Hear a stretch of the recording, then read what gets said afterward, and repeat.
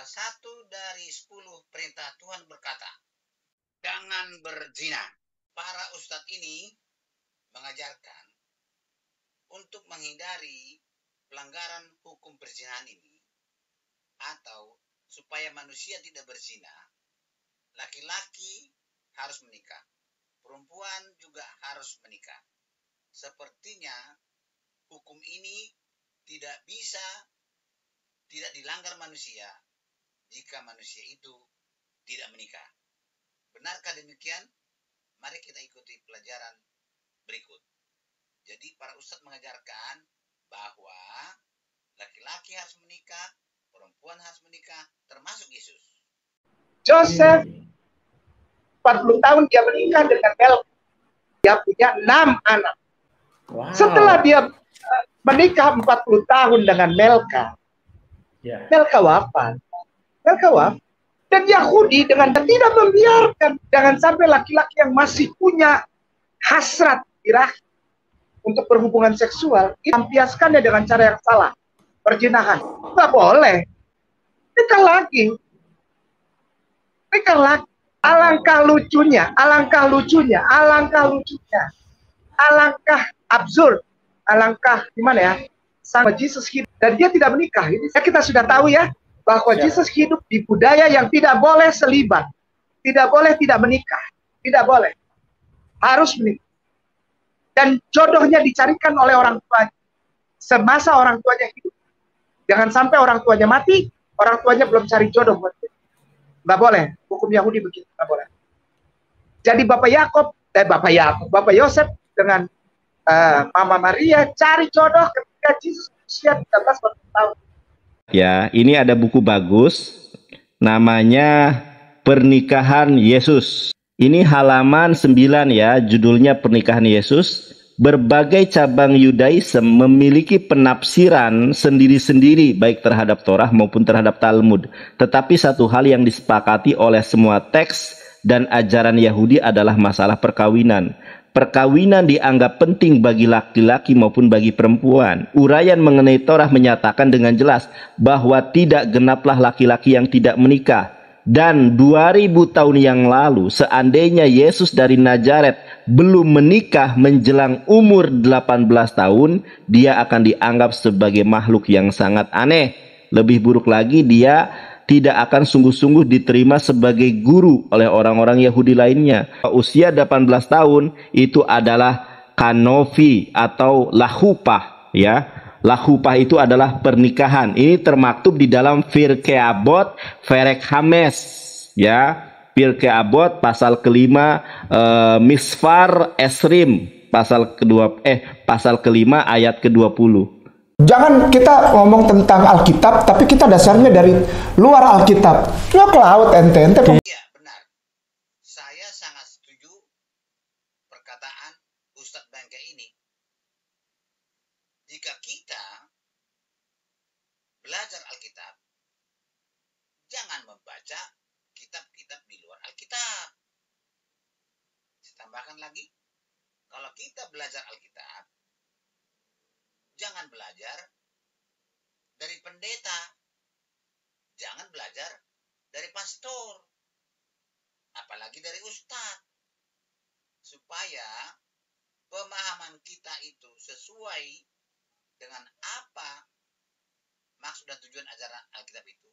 Kita harus baca langsung sendiri Alkitab itu. Beda lagi dengan ustadz yang satu ini. Ustadz ini mengajarkan untuk menghindari perzinahan. Perempuan harus tinggal di rumah. Ini buat seluruh perempuan, diam di rumah. Kenapa aurat kalian tuh banyak? Kalau perempuan terpaksa keluar, harus memakai pakaian cadar yang bisa menutup seluruh aurat, seperti ini.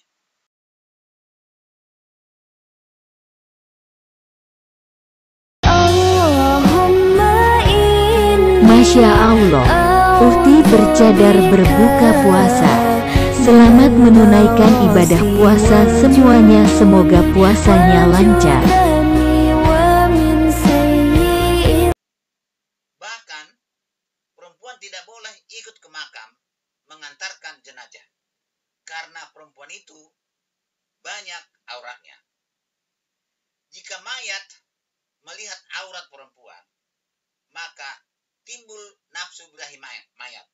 Sehingga mayat itu menderita, tersiksa menahan nafsu birahinya. Ini buat perempuan. Bu, kalau acara prosesi pemakaman jangan pernah ikut. Bib, bapak saya yang mati, diam di rumah. Suami saya yang mati, diam di rumah. Saat proses pemakaman dibawa dari rumah sampai ke pemakaman, ibu jangan ada di tengah-tengah proses pemakaman. Ini buat seluruh perempuan. Kenapa? Aurat kalian tuh banyak. Saat mayat belum masuk, aurat ibu kelihatan, siksaan buat jenazah. Juga untuk menghindari supaya tetangga jangan melirik janda mayat itu. Belum lagi nangis gelasar glosor. Bib, suami yang mati, iya, ibu ada di situ. Nih jandanya, nih janda. Lagi ngelihat suami di proses pemakaman, nangis seduh-seduh. Ada tetangga lihat, weh, itu siapa? Bininya. Boleh juga jandanya tuh. Panjang dah. Ikutin apa yang telah diajarkan oleh semua salafun salihun. Kenapa? Ini buat kebaikan kita semua, insya. Bagaimana menurut ajaran Alkitab? Haruskah Yesus menikah untuk menghindarkan Yesus dari perzinahan? Mari kita pelajari Alkitab dengan teliti, dengan baik dan benar. Kita baca Yohanes 17 ayat 3. Inilah hidup yang kekal itu, yaitu bahwa 1. Mereka mengenal Engkau satu-satunya Allah yang benar, dan 2. Mengenal Yesus Kristus yang telah Engkau utus. Yang paling tepat dan yang paling benar memperkenalkan Yesus hanyalah Yesus itu sendiri, yaitu melalui kata-kata Yesus yang tercatat di Alkitab. Siapa Yesus itu? Jadi bukan penjelasan dari pastor, bukan penjelasan dari pendeta, bahkan bukan dari ustadz, tapi perkataan Yesus sendirilah yang memperkenalkan diri Yesus. Siapa Yesus itu? Tercatat di dalam Alkitab. Markus 2 ayat 5. Yesus berkata, "Hai anakku, dosamu sudah diampuni." Mendengar itu, beberapa ahli Taurat berpikir dalam hatinya, mengapa orang ini berkata begitu? Ia menghujat Allah. Siapa yang dapat mengampuni dosa selain daripada Tuhan Allah sendiri? Memang, dalam keimanan orang Yahudi, hanya Tuhan atau hanya Allah lah yang dapat mengampuni dosa, bukan manusia. Berarti Yesus adalah Tuhan Allah itu sendiri. Tetapi Yesus segera mengetahui dalam hatinya bahwa mereka berpikir demikian. Lalu Yesus berkata kepada mereka, "Mengapa kamu berpikir begitu dalam hatimu? Supaya kamu tahu bahwa di dunia ini saya berkuasa mengampuni dosa." Manusia tidak bisa mengetahui isi hati orang. Hanya Tuhanlah yang bisa mengetahui isi hati orang. Berarti Yesus adalah Tuhan. Yohanes 5 ayat 39. Yesus berkata, "Kamu menyelidiki kitab suci, sebab kamu menyangka bahwa olehnya kamu mempunyai hidup yang kekal. Tetapi, walaupun kitab-kitab suci itu memberi kesaksian tentang aku, namun kamu tidak mau datang kepadaku untuk memperoleh hidup itu." Artinya, Yesus mengaku Yesus adalah sumber hidup. Hanya Tuhanlah sumber hidup. Tidak ada yang lain. Berarti Yesus adalah Tuhan. Yohanes 5 ayat 42. Kata Yesus kepada mereka, "Aku keluar dan datang dari Allah. Tidak ada manusia yang keluar dan datang dari Allah." Yohanes 10 ayat 27. Yesus berkata, "Domba-dombaku mendengarkan suaraku, dan aku mengenal mereka, dan mereka mengikut aku. Dan aku memberikan hidup yang kekal kepada mereka, dan mereka pasti hidup dan mereka pasti tidak akan binasa sampai selama-lamanya. Hanya Tuhan yang berkuasa dan bisa memberi hidup kekal. Berarti Yesus adalah Tuhan. Sesaat sebelum Yesus naik ke langit, Yesus berkata, Matius 28:18. Matius 28 ayat 18. Yesus mendekati mereka dan berkata, "Kepadaku telah diberikan segala kuasa di surga dan di bumi. Siapa yang berkuasa memegang segala kuasa di surga dan di bumi? Hanyalah Tuhan." Berarti Yesus adalah Tuhan. Matius 24 ayat 30 dan 31. Yesus berkata, "Di akhir zaman, pada waktu itu akan tampak tanda di langit, dan semua bangsa di bumi akan meratap, dan mereka akan melihat aku datang di atas awan-awan di langit dengan segala kuasa dan kemuliaanku. Dan aku akan menyuruh keluar malaikat-malaikat meniup sangkakala yang dahsyat bunyinya, dan mereka akan mengumpulkan orang-orang pilihanku dari keempat penjuru bumi, dari ujung langit yang satu ke ujung langit yang lain. Hanya Tuhan yang datang dari surga penuh dengan kuasanya bersama-sama dengan malaikatnya. Hanya Tuhan yang memiliki malaikat. Berarti Yesus adalah Tuhan." Kesimpulan dari perkataan Yesus yang tercatat itu, kita baca bahwa Yesus itu adalah Tuhan Allah Bapa itu sendiri. Menurut Yohanes, siapa yang mengutus Yesus? Dan untuk apa Yesus diutus ke dunia ini? 1 Yohanes 4 ayat 14. "Dan kami telah melihat dan bersaksi bahwa Bapa telah mengutus Yesus menjadi juru selamat dunia." Kalau menurut Yesus, untuk apa katanya dia datang ke dunia ini? Mari kita baca Matius 20 ayat 28. "Saya datang bukan untuk dilayani," kata Yesus, "melainkan untuk melayani dan untuk memberikan nyawaku menjadi tebusan bagi banyak orang." Yohanes 14 ayat 6. Kata Yesus kepadanya, "Akulah jalan dan kebenaran dan hidup." Yohanes 13 ayat 15. Yesus berkata, "Aku telah memberikan suatu teladan kepada kamu, supaya kamu juga berbuat sama seperti yang telah kuperbuat." Jadi Yesus datang ke dunia ini untuk jadi contoh dan teladan, dan dia adalah kebenaran. Mazmur 119 ayat 160. Firman Tuhan adalah kebenaran. Jadi Yesus dan firman Tuhan adalah kebenaran. Yesus juga kebenaran, artinya Yesus adalah firman Tuhan itu juga. Apa isi firman Tuhan itu?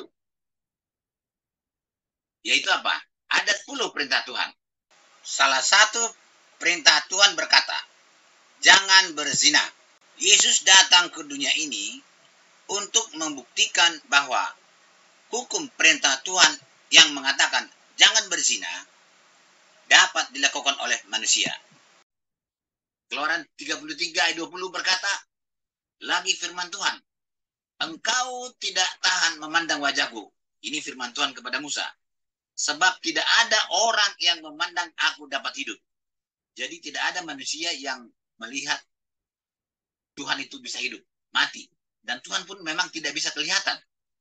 Jadi menjadi pertanyaan adalah, menurut perkataan Yesus di atas tadi, Yesus adalah Tuhan. Berarti tidak ada manusia yang bisa hidup jika melihat wajah Tuhan. Berarti Yesus tidak kelihatan.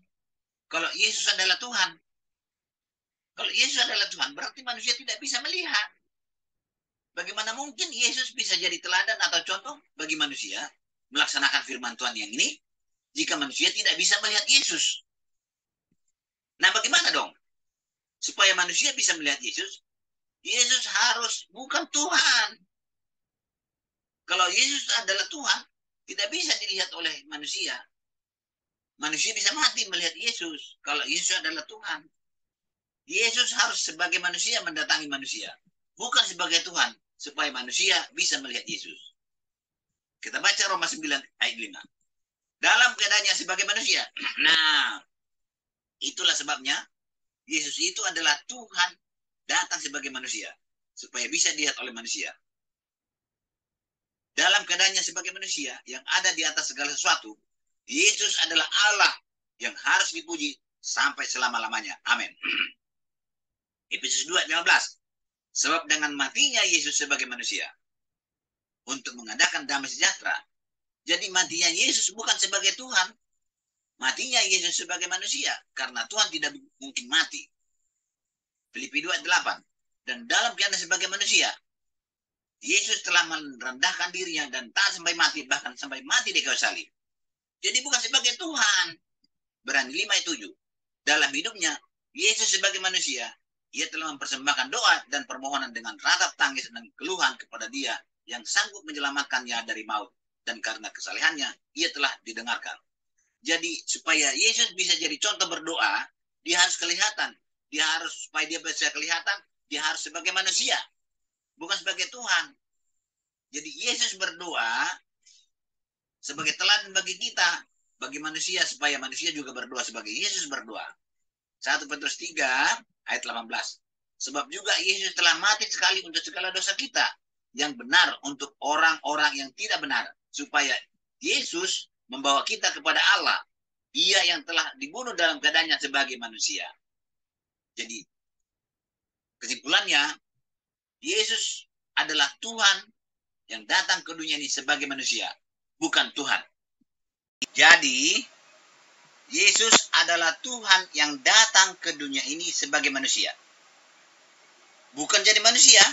Sekali lagi, Yesus bukan manusia, tetapi Yesus adalah Tuhan yang datang sebagai manusia.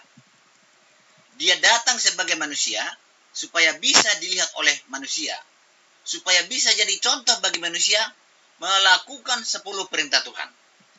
Salah satu perintah Tuhan adalah jangan berzina.